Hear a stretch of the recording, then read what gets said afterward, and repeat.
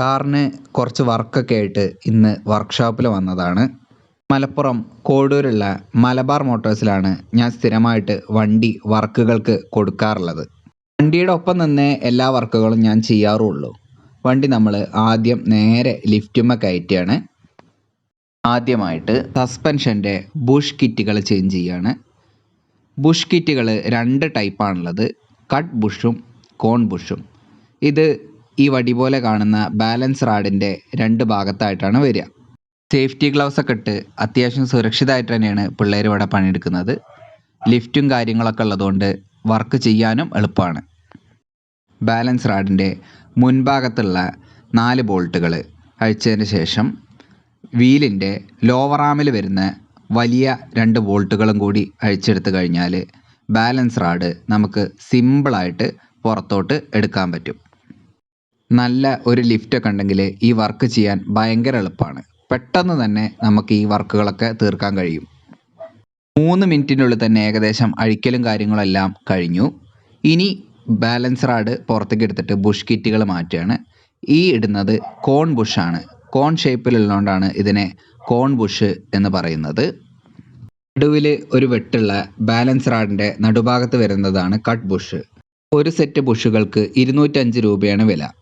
ഇനി നമുക്ക് balance RAD തിരിച്ച് പിടിപ്പിക്കാം.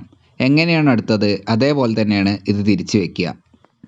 ലോവർ ആമിൽ വരുന്ന കോൺ ബുഷിൻ്റെ ഭാഗം പിടിപ്പിച്ച ശേഷം മുൻഭാഗത്ത് കട്ട് ബുഷിൻ്റെ മേലെ വരുന്ന ക്ലാമ്പ് പോലുള്ള ഭാഗം ബോൾട്ടുകൾ ഇട്ട് മുറുക്കുക. ഇത്രയേ ഉള്ളൂ. ലിഫ്റ്റ് കാര്യങ്ങളൊക്കെ ഉള്ളതുകൊണ്ട് അത്ര വലിയ പണിയൊന്നുമില്ലാതെ തന്നെ 10 മിനിറ്റ് കൊണ്ട് നമുക്ക് സസ്പെൻഷൻ്റെ ബുഷുകൾ മാറ്റിയെടുക്കാം. നല്ല എക്യുപ്മെൻറ്റ്സ് ഉണ്ടെങ്കിൽ വർക്ക് ചെയ്യുന്നതിൻ്റെ കാര്യക്ഷമത കൂടും. ജോലി ചെയ്യുന്നവർക്ക് വലിയ ബുദ്ധിമുട്ടില്ലാതെ തന്നെ അവരുടെ ജോലി നന്നായിട്ട് ചെയ്യാനും കഴിയും. കട്ട് ബുഷിൻ്റെ മുൻഭാഗത്തുള്ള 4 ബോൾട്ടുകളും അതുപോലെ തന്നെ കോൺ ബുഷിന് വരുന്ന നെട്ടും ടൈറ്റ് ചെയ്ത് കഴിഞ്ഞാൽ സസ്പെൻഷൻ്റെ ബുഷ് കിറ്റുകൾ മാറ്റുന്ന വർക്ക് തീർന്നു.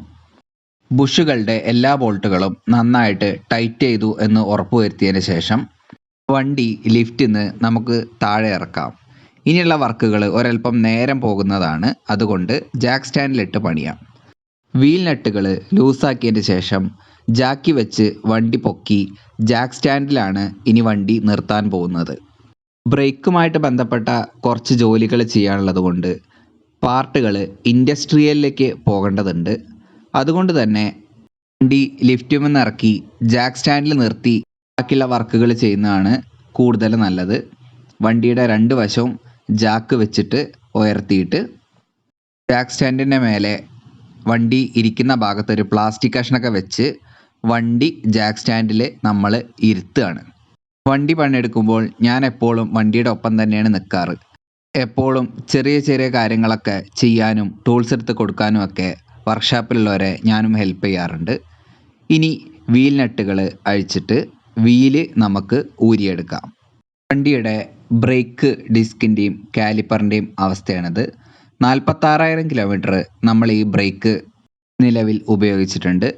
ഇനിയിപ്പോൾ മൊത്തത്തിലൊന്ന് റീകണ്ടീഷൻ ചെയ്യാൻ പോവുകയാണ്. കാലിപ്പറിന് അത്യാവശ്യം ഷെയ്ക്ക് ഉണ്ട്, നിങ്ങൾക്ക് കാണാം, ചെറിയൊരു ആട്ടുണ്ട്. ഇനി നമുക്ക് വണ്ടിയുടെ ഡിസ്ക് ബ്രേക്കിൻ്റെ പാഡുകൾ അഴിച്ചെടുക്കാം. 12ൻ്റെ 2 ബോൾട്ടുകളാണ് ബ്രേക്കിന് വരുന്നത്.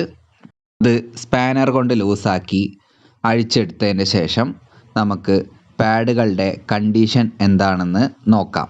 വണ്ടി ഇറങ്ങിയത് മുതൽക്ക് നമ്മൾ ഡിസ്ക് ബ്രേക്കിൻ്റെ പാഡുകൾ മാറിയിട്ടില്ല. ഇപ്പോൾ 14 കൊല്ലത്തോളമായി കമ്പനി പാഡ് തന്നെയാണ് ഓടിക്കൊണ്ടിരിക്കുന്നത്. പാഡുകൾ ഇനിയും ബാക്കിയുണ്ട്, നിങ്ങൾക്ക് കാണാം. നമ്മൾ പൊതുവേ ശ്രദ്ധിച്ചും സൂക്ഷിച്ചുമാണ് വണ്ടി ഓടിക്കാറ്. ഏകദേശം 5000 കിലോമീറ്ററോളം ഓടാനുള്ള പാഡുകൾ ഇനിയും ബാക്കിയുണ്ട്.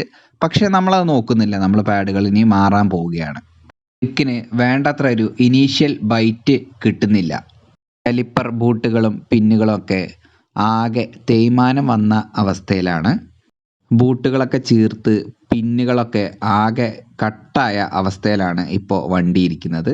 ഇതൊക്കെ ഒന്നിനി റീകണ്ടീഷൻ ചെയ്യണം. കാലിപ്പറിൻ്റെ സ്റ്റേ കൂടി നമുക്ക് അഴിച്ചെടുക്കാം. കാലിപ്പറിൻ്റെ സ്റ്റേ, പിന്നുകൾ, ബ്രേക്ക് ഡിസ്ക് റോട്ടർ ഇതൊക്കെ നമ്മൾ ഇൻഡസ്ട്രിയലിൽ കൊടുക്കും. 2 ഭാഗത്തെയും കാലിപ്പറിൻ്റെ സ്റ്റേ നമ്മൾ അഴിച്ചെടുക്കുകയാണ്. കാലിപ്പറിൻ്റെ സ്റ്റേ അല്ലെങ്കിൽ ബ്രാക്കറ്റിനൊക്കെ അത്യാവശ്യം തേയ്മാനം വന്നിട്ടുണ്ട്.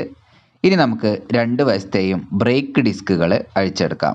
ബ്രേക്ക് ഡിസ്കുകൾ റീസർഫസ് ചെയ്യാൻ കൊടുക്കുകയാണ്. അതായത് അതിൻ്റെ മേലെ ലൈനുള്ള ഭാഗം എല്ലാം ഒന്ന് നന്നായിട്ട് ലെയ്ത്ത് കൊടുത്ത് ചീകി എടുത്ത് പുതിയ രീതിയിൽ കണ്ടീഷൻ ചെയ്യുകയാണ്. ബ്രേക്ക് ഡിസ്കുകൾ ലെയ്ത്തിലിട്ട് ഒന്ന് റൊട്ടേറ്റ് ചെയ്ത് അതിൻ്റെ മേൽഭാഗത്ത് വന്നിരിക്കുന്ന ഈ ലൈനുകളൊക്കെ ഒന്ന് സ്മൂത്ത് ഔട്ട് ചെയ്തെടുക്കും. അപ്പോൾ ഇത്രയും സാധനങ്ങളും കൊണ്ട് നമ്മൾ ഇൻഡസ്ട്രിയിലേക്ക് പോവുകയാണ്.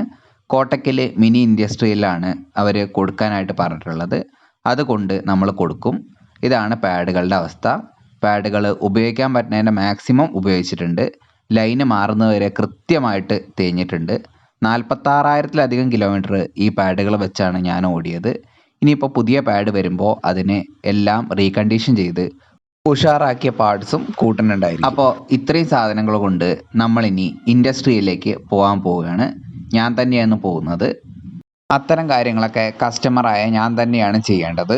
അതാണ് അതിൻ്റെ ശരി. അപ്പോൾ ഇത്രയേ ഉള്ളൂ ഇന്നത്തെ വീഡിയോ. തുടർന്നുള്ള വിശേഷങ്ങൾ ഇതിൻ്റെ തുടർച്ചയായിട്ട് വരുന്ന വീഡിയോയിലുണ്ടാവും. എല്ലാം നമുക്ക് ഉടനെ തന്നെ കാണാം. അതുവരേക്കും എല്ലാവർക്കും റൈഡ്, മെയിൻറ്റെയിൻ, റിപ്പീറ്റ്.